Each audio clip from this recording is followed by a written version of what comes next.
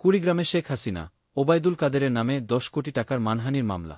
বিএনপির প্রতিষ্ঠাতা জিয়াউর রহমান ও দলের চেয়ারপারসন খালেদা জিয়াকে নিয়ে আপত্তিকর মন্তব্য করায় সাবেক প্রধানমন্ত্রী শেখ হাসিনা, সাবেক সড়ক পরিবহন ও সেতুমন্ত্রী ওবায়দুল কাদের এবং কুড়িগ্রামের উলিপুর উপজেলা প্রাণিসম্পদ কর্মকর্তা মো. রেজওয়ানুল হকের নামে ১০ কোটি টাকা মানহানির মামলা হয়েছে। রোববার উলিপুর উপজেলা বিএনপির কার্যকরী সদস্য মঞ্জুরুল ইসলাম বাদী হয়ে জুডিশিয়াল ম্যাজিস্ট্রেট আমলি আদালত উলিপুরে এ মানহানির মামলা করেন। মামলায় উপজেলা প্রাণিসম্পদ কর্মকর্তা মো. রেজওয়ানুল হককে প্রধান আসামি করা হয়েছে। এছাড়া মামলায় সাবেক প্রধানমন্ত্রী শেখ হাসিনাকে দ্বিতীয় আসামি এবং ওবায়দুল কাদেরকে ৩ নম্বর আসামি করা হয়েছে। মামলার আরজি সূত্রে জানা যায়, বিএনপি নেতা মঞ্জুরুল ইসলাম উলিপুর পৌরসভার বাকরের হাটবাজার কৃত্রিম প্রজনন পয়েন্টের একজন স্বেচ্ছাসেবী।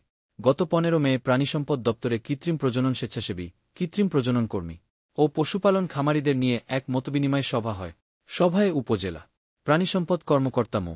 রেজওয়ানুল হক ২ ও ৩ নম্বর আসামির রাষ্ট্রীয় ক্ষমতার প্রভাব খাটিয়ে বাদী মঞ্জুরুল ইসলাম ও তার দল বিএনপিকে তিরস্কার করে। পরে বাদী ওই মন্তব্যের কারণ জানতে চাইলে ১ নম্বর আসামি সবার উপস্থিতিতে তাকে ও বিএনপিকে গালাগাল দিতে থাকেন। এ সময় রেজওয়ানুল হক জিয়াউর রহমানকে নিয়েও আপত্তিকর মন্তব্য করে।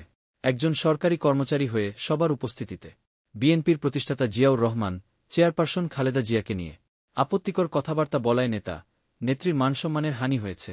জিয়াউর রহমান ও খালেদা জিয়াকে নিয়ে আপত্তিকর মন্তব্য করার অভিযোগের বিষয়ে জানতে উলিপুর উপজেলা প্রাণিসম্পদ কর্মকর্তা মো. রেজওয়ানুল হকের মুঠোফোনে কল করা হলে তিনি বলেন, মামলার কথা শুনেছি, পর্যন্ত মামলার কোনো কাগজ হাতে পাইনি, তাই এ বিষয়ে কোনো বক্তব্য দিতে পারব না।